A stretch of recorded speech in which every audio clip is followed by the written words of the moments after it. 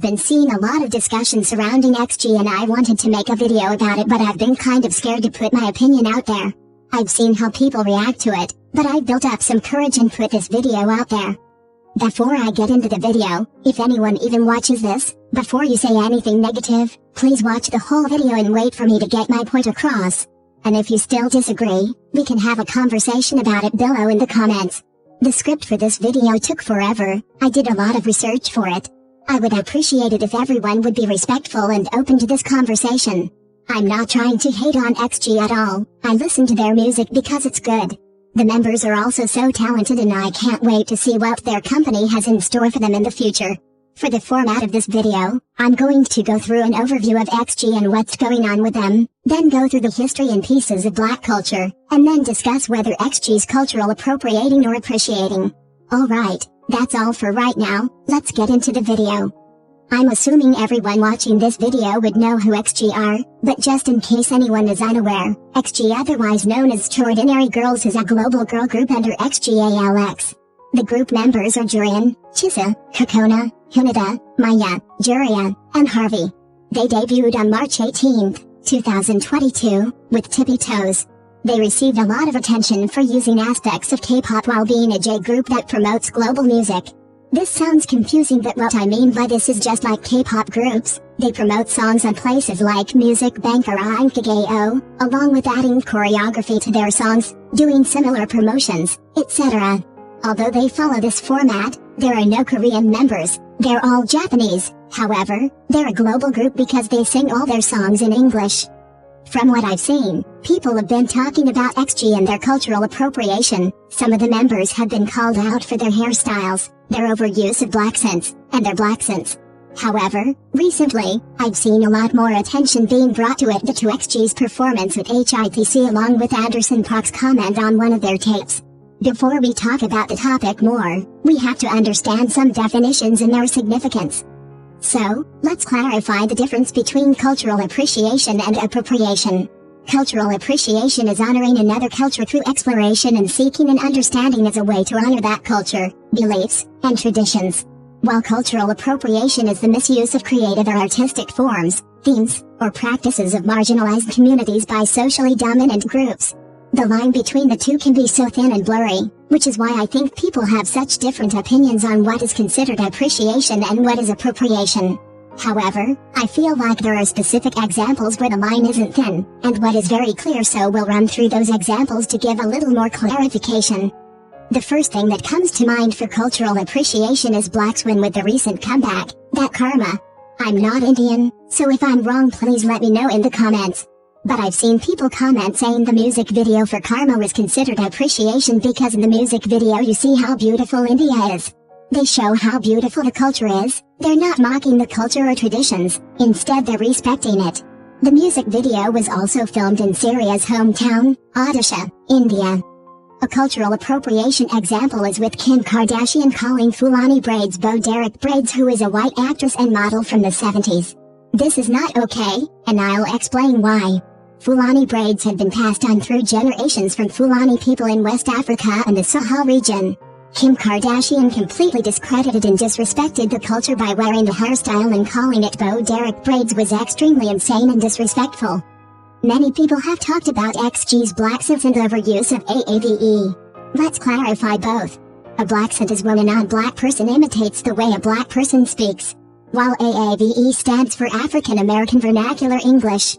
Aave is essentially a vocabulary that is claimed to have been created by African American communities going back many years. I've noticed that a lot of non-black people mistake aave for gens, TikTok, or Twitter language when in reality it was made by black Americans. Some examples are Ion, Finna, period, etc. Members of XG have also been called out for their hairstyles, specifically wearing cornrows or mimicking locs. Again, let's go through history. I have seen many non-black people confuse French braids, Dutch braids, and cornrows. I feel like many people commenting on the situation saying black people are overreacting don't fully understand the cultural and significant history behind cornrows, so let's go over it together. The origins of the French braids are widely disputed. Greeks and Africans are often credited as the first to use this styling technique. The earliest evidence is from the Tassili and Ajdir mountain range in Algeria, where rock art from almost 6,000 years ago depicts women wearing this style of braid. Dutch braid was invented in Africa as a way to protect both the hair and the scalp from the blistering sun while also keeping the hair contained. The Dutch were simply the first outside culture to incorporate the Dutch braid into their everyday lives. Cornrows helped enslaved Africans put up small acts of rebellion and resistance by not only allowing them to keep their heritage close but also providing a discreet way to transfer information. Cornrows soon became used as a way for slaves to secretly communicate with one another. Slaves would style their cornrows in different patterns as a means of communicating in code written messages. Cornrows have also been used to hold rice in slaves' hair to save food for later. Now that we've gone over that, let's go over locs. In Africa, locs are associated with strength and were only worn by warriors. However, in Jamaica, locs originated from Rastafari, which is a religious and political movement that originated in Jamaica. For Rastas, locs are seen as a simple way to go against Western culture and mean much more than just a hairstyle. It connects with pride and blackness, black defiance against colonialism, etc. For African Americans, it can be a way to go against segregation and colonialism. I've also seen many people bring up the point that Vikings wore locs. The only major piece of evidence of it is, according to Julius Caesar, they had hair like snakes. This doesn't fully defend the point on whether Vikings had locs. And even if they did, that didn't mean they created them. Egyptians also wore locs, so the Vikings would have adapted it from them. We don't know, we weren't there. And even if Vikings did have locs, it died out ages ago. It hasn't been a dominant part of non-black culture for decades. The main reason black people have a problem with non-black people using blaccents, aave, wearing cornrows, and locs is because of the double standards. When a black person engages in their own culture, by using aave, wearing locks, braids, cornrows, etc., they're seen as ghetto and unprofessional. To this day, black people are still judged and discriminated against just because of these things. However, when non-black people do the same thing, they're praised and not seen as any of these things. An example of the double standard was made by Ring in his article Twisted Locks of Hair, The Complicated History of Dreadlocks. Ring made the point of how Justin Bieber has always profited off of black culture, and even more locks at one period of time and received no major hit to his success. However, when Zendaya, who is part black, wears locs, she was majorly criticized and seen as a problem, with TV host Juliana Rancic saying she smells like patchouli oil and weed. The double standard is there and can't be denied. Which is why when people say it's just hair can be so upsetting, because it's not just hair. It's a significant culture that isn't even accepted when black people engage in it, only when non-black people do. The same thing goes for aave, especially when used incorrectly. When black people use blaccents or aave, many people also deem it as unprofessional or ghetto. So when black people see these non-black artists using it incorrectly and imitating the way they think black people talk, obviously it's going to make us upset. Because when others do it, they're praised, but when we do it, it's a problem. And it's even worse when artists use aave incorrectly, because if you're going to use it, at least do it well. And before anyone says this, yes, culture is meant to be shared. So much entertainment and culture is based on black people, especially black Americans, whether you believe it or not. Let's talk about music. Just about every genre was created, and if not created, heavily inspired by black people. However, black people are still underrepresented and treated horribly. There are genres populated by black artists, specifically R&B, hip-hop, reggae, and afropop. However, did you know genres like jazz, country, rock and roll, techno, and you guessed it, pop, Dixon and Osei music is heavily influenced by black people, and we can see this through K-pop. It's so obvious. Even the dancing choreography used for K-pop dances is inspired by black people. Which is okay. Culture is meant to be shared. Everyone should be able to enjoy the music and dancing style they like. For me, it just becomes a problem when it feels as if the artists feel the need to put on a mask or costume to fit the part. Now on to XG. Whenever someone brings up this topic on TikTok, I see people get flooded with comments of fans saying they don't care how this may be damaging to people, which is very disheartening, but honestly it's not surprising. But after I've gone through the history and significance of the things XG is profiting off of, I hope you understand why this can be damaging. As for the hair, I'm not blaming the girls for their hairstyles, and I know this seems overused and annoying.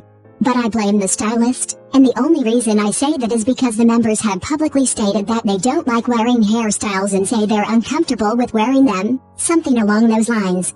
And if they publicly stated that, they probably said that at least once behind the scenes, but the stylist doesn't listen.